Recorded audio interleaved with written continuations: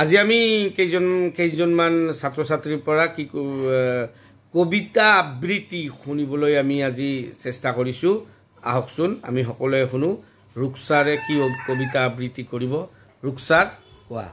নমস্কাৰ, মোৰ নাম ৰুকসাৰ ইয়াসমিন। মই একটা কবিতা কম।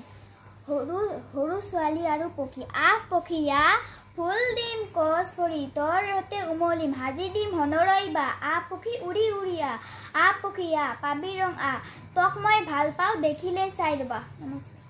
এতিয়া তনবীৰে এটা কবিতা আবৃত্তি কৰিব। নমস্কাৰ, মোৰ নাম সোহেল তানবীৰ ইসলাম। মই এটা কবিতা আবৃত্তি কৰিম। নাম লাহে লাহে। এখোজ এখোজ কৰি খোজ বহুৱাই পোৱাগৈ টিং পৰ্বতৰ এভৰি এভৰি কৰি আগবাঢ়ি বাঢ়ি পোৱাগৈ দেশ দেশান্তৰ এডাল এডাল কৰি সূতা বৈ বৈ বোৱা হ'ল দীঘল কাপৰ এটপ এটপ কৰি পানী গোট খাই হয় একে গভীৰ সাগৰ। বাহ, বঢ়িয়া হৈছে। এতিয়া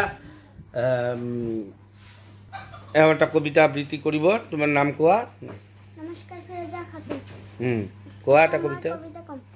তিনিবৰণীয়া জাতীয় পতাকা নীল আকাশত নাচে অপৰে কেৰুবা মাজত চকুলা তলত চামাল আছে বুকৰ মাজত দৰ্শক চিত্ৰ জিলিকি ৰয় আমাৰ জাতীয় পতাকাখিনিৰ কথা বিনা হয়। নমস্কাৰ, মোৰ নাম চিমৰানী ইয়াসমিন। মই আজি এটা কবিতা কম। কবিতাটাৰ নাম হ'ল পখিলা।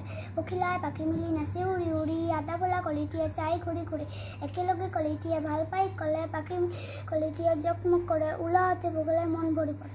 নমস্কাৰ। এতিয়া পিছত আমি কৰিম কি নহওক মামা। কোন কোন ল'ৰা ছোৱালীবিলাকে খুব ধুনীয়াভাৱে কবিতা আবৃত্তি কৰিছে। কওকচোন বাৰু আপুনি কি ক'ব কবিতা আবৃত্তিবিলাক শুনি পেলাই কেনেকুৱা হৈছে বাকী? কবিতাবিলাকতো শুনোতে ভাল লাগিছে। আগৰ দিনৰ নিচিনা হৈছে। আমি আগত পঢ়িছিলোঁ, এতিয়া আমি নপঢ়োঁ। শুনিলে এতিয়া ভাল লাগে। মানে আগৰ দিনৰ কথাবিলাক মনত পৰে। আগৰ দিনৰ কথা মানে সৰু থাকোঁতে এইবিলাক আমি পঢ়িছিলোঁ নহয়, কিমান চিঞৰি চিঞৰি আমি এইবিলাক পঢ়িছিলোঁ। তিনিবৰণীয়া জাতীয় পতাকা নীল আকাশত নাচে ওপৰে গেৰুৱাত মাজত শুকুলা তেলত তলত হেমল আছে। এইবিলাক এতিয়া মনত পৰে নে নপৰে মামা? বহুত পৰে, মনত পৰে। কিন্তু আমি কি কৰিম, সৰু ছোৱালীবিলাক পঢ়ি থাকে, আমি শুনি থাকোঁ আৰু ভাল লাগে। হয় হয়, গতিকে ভালেই হৈছে আৰু মানে প্ৰয়াস এটা কৰিছে আৰু ভালকৈ ক'ব পাৰিলে আৰু ভাল হ'ব। আৰু আগৰ দিনৰ কাৰণে ইহঁতৰ কাৰণে ভাল হ'ব। হয়, পঢ়ি থাকিব লাগে। ঠিকে আছে, বহুত বহুত ধন্যবাদ।